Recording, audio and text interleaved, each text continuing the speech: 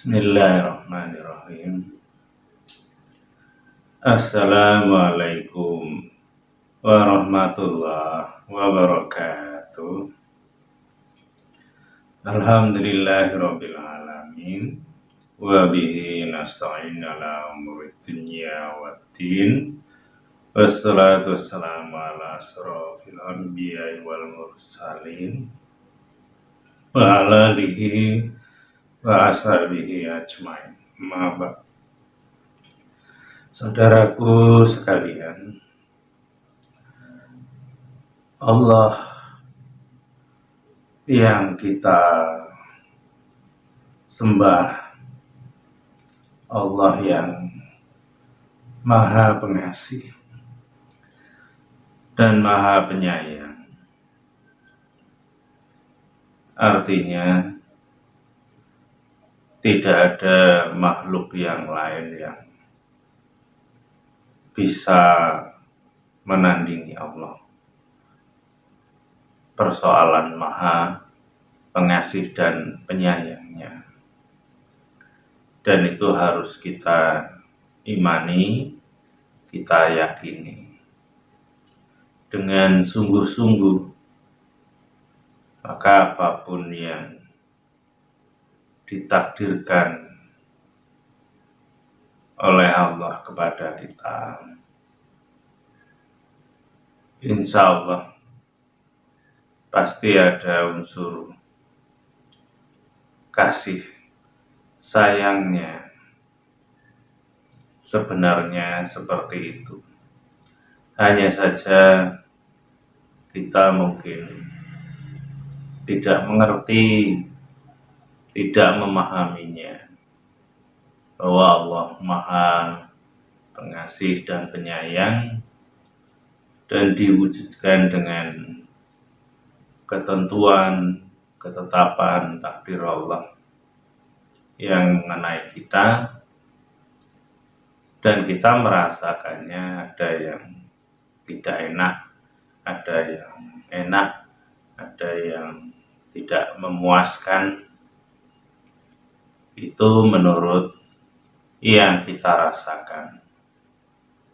Tapi pada dasarnya Allah memberikan takdir itu yang terbaik bagi kita.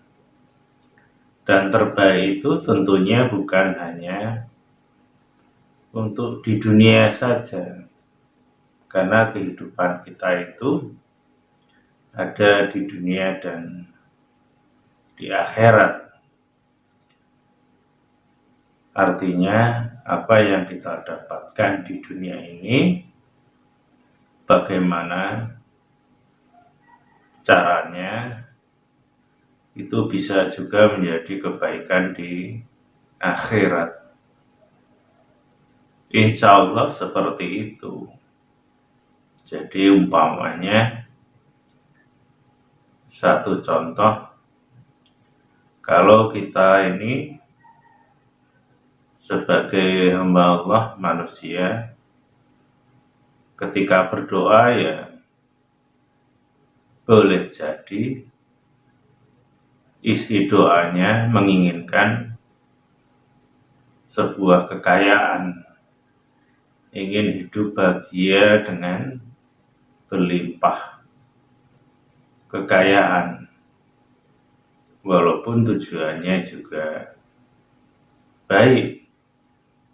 Umpamanya kekayaan itu untuk membantu fakir miskin, untuk menafkahi keluarga, biar kecukupan, umpama seperti itu.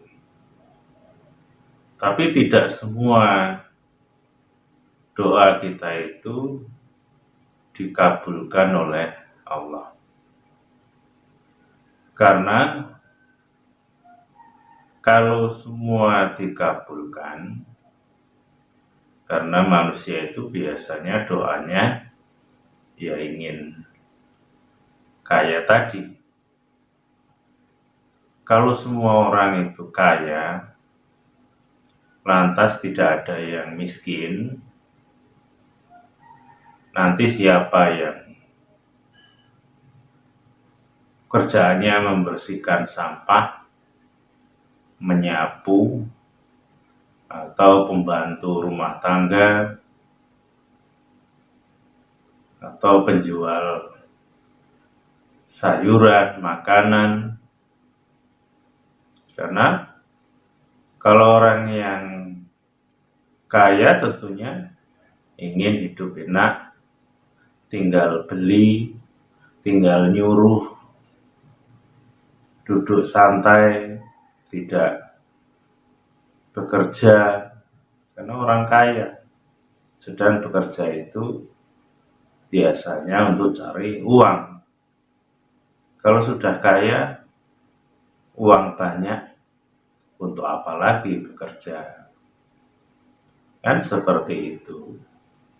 Maka dari satu contoh ini saja bisa kita pahami bahwa Allah tidak mengabulkan semua doa hambanya karena ada unsur kasih sayangnya. Karena kalau dikabulkan, maka kehidupan di dunia ini bisa berantakan. Kenapa dikatakan berantakan? Ya seperti yang saya sebutkan tadi. Kehidupan kita ini tidak normal. Karena kita mau makan saja, yang masak siapa? Mau masak butuh makanan belanjaan. Mau belanja nggak ada yang jual. Terus nggak jual juga karena barang-barang yang biasanya kita beli nggak ada. Karena nggak ada yang nanam. Karena semua orang sudah kaya, uang banyak. Tapi ya itu tadi, akhirnya kalau itu benar-benar dikabulkan oleh Allah semuanya, sehingga orang tidak bisa makan. Karena tidak ada makanan. Karena tidak ada orang yang jualan. Karena tidak ada orang yang nanam sayuran, buah-buahan.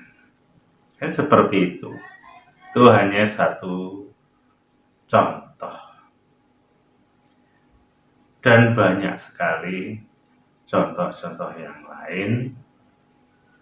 Umpamanya juga kalau ada pilihan, entah itu pilihan kepala desa, entah itu presiden umpamanya, itu yang mencalonkan diri juga berdoa mohon agar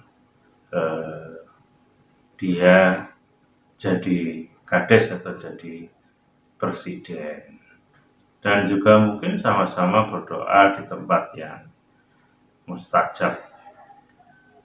Katanya maunya di Mekah, di tempat yang mustajab tadi. Apakah juga itu akan dikabulkan semuanya? Kalau dikabulkan semuanya, nanti kalau calonnya ada 3, apakah ya terkabul semuanya? Padahal yang dipilih hanya 1. Nah itu juga contoh bahwa tidak bisa semua keinginan manusia itu harus dikabulkan. Walaupun mungkin amalnya soleh, ataupun di tempat yang mustajab tadi. Dan itu harus kita ketahui. Dan juga hal-hal yang kecil, hal yang sepele, itu juga boleh jadi seperti itu. Dan inginnya kita itu begini, begitu, dan lain-lain. Tapi Allah tidak mengabulkannya. Karena ya boleh jadi ada sesuatu yang lebih baik dari itu. Sehingga Allah memberikan yang lain. Insya Allah seperti itu. Maka dengan kita paham itu, kita tidak buruk sangka kepada Allah. Kenapa doa kita tidak dikabulkan?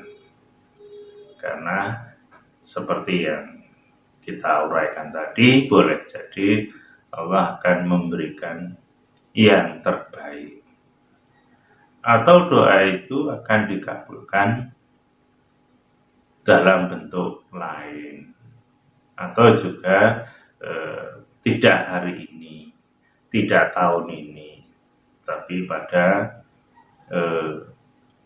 kesempatan yang lain.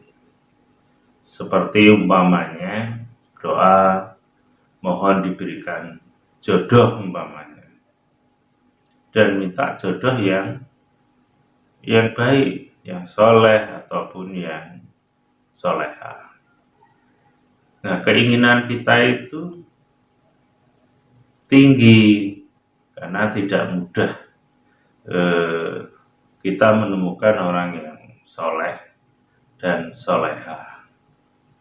Dan juga jodoh itu kan biasanya sekufu, ya, yang sepadan, biasanya kan seperti itu.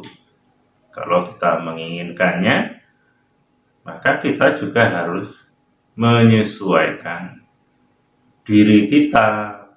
Jadi tidak bisa hanya sekedar berdoa. Umpamanya kita ingin punya jodoh tadi, orang yang baik, orang yang soleh atau solehah, yang taat beribadah. Sedang kalau kita sendiri belum lurus, belum baik, umpamanya, ya artinya ya sangat sulit kalau kita akan diberikan jodoh yang soleh atau soleha. Karena biasanya orang yang soleh atau soleha juga berdoa memohon diberi jodoh orang yang soleh dan soleha juga. Maka artinya kalau kita menginginkan seperti itu, ya kita harus memperbaiki diri kita sehingga kita itu pantas dipilih oleh orang yang soleh ataupun soleha. Kan seperti itu. Jadi semacam doa itu juga harus dilantari dengan usaha. Jadi istilahnya kita pengen uang banyak, ya sambil berdoa juga sambil berusaha kerja. Pengen punya rumah mewah, punya mobil mewah umpamanya, dan berdoa kepada Allah. Jadi kerjaan kita hanya umpamanya jual sayuran hanya 1 ikat atau 2 ikat yang harganya cuma 1.000-2.000. Ya itu juga sudah usaha, tapi ya sepertinya tidak sesuai. Karena kalau menginginkan sesuatu yang lebih besar, maka usahanya pun juga lebih besar. Jadi sama seperti itu. Jadi kita menginginkan sesuatu juga harus kita usahakan. Contoh lain, kita berdoa ingin jadi seorang dokter umpamanya. Nah, kalau kita hanya sekolahnya SD atau SMP, ya doa itu seperti istilah jauh panggang dari api. Jadi kayak mustahil, terlalu tinggi mimpinya, kan seperti itu. Atau arahnya yang berseberangan, pengen jadi dokter, sekolahnya jurusan guru, ya lulus sarjana, tapi bukan kedokteran. Jadi ya nggak nyambung. Jadi kalau doa ya harus disesuaikan dengan ikhtiarnya, kalau bisa seperti itu. Itu secara umum. Maksud saya kalau umpamanya kaya itu, kalau tingkat kesolehannya cukup, memang bisa saja. Hanya dengan doa, bahasa kitanya itu kebetulan, Allah memberikan lewat sesuatu yang tidak disangka-sangka, ya bisa saja. Tapi itu sangat kecil. Tapi secara umum ya kita harus berusaha dengan semaksimal mungkin dan sesuai dengan apa yang kita doakan, kita ikhtiari. Kira-kira seperti itu. Jadi nyinggung persoalan doa tadi, ya bermacam-macam. Ada yang dikabulkan oleh Allah, ada yang tidak saat ini, ada yang Allah beri yang lain yang lebih baik. Bisa seperti itu. Nah, dengan kita itu memahami ini, maka harapannya kita itu jangan mudah bersangka kepada Allah, ataupun mengeluh, ataupun menyalahkan keadaan dan lain-lain sebagainya. Karena Allah itu Maha Pengasih dan Penyayang. Hanya saja kalau kita paham, ya kita banyak-banyak mohon ampun kepada Allah. Karena itu juga ada pengaruhnya. Boleh jadi karena Allah ingin mengingatkan kita, karena kita masih banyak salahnya, sehingga kita itu diharapkan sadar, jangan hanya minta, tapi juga harus taat kepada Allah. Karena boleh jadi selama ini kita tidak mentaati semua perintah Allah, atau banyak yang kita tinggalkan. Insya Allah seperti itu.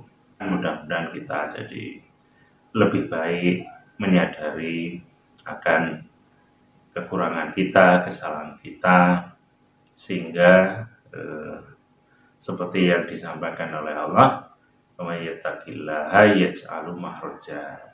Kalau kita itu takwa kepada Allah, ya nanti Allah akan memberi jalan keluar dari kesulitan-kesulitan kita.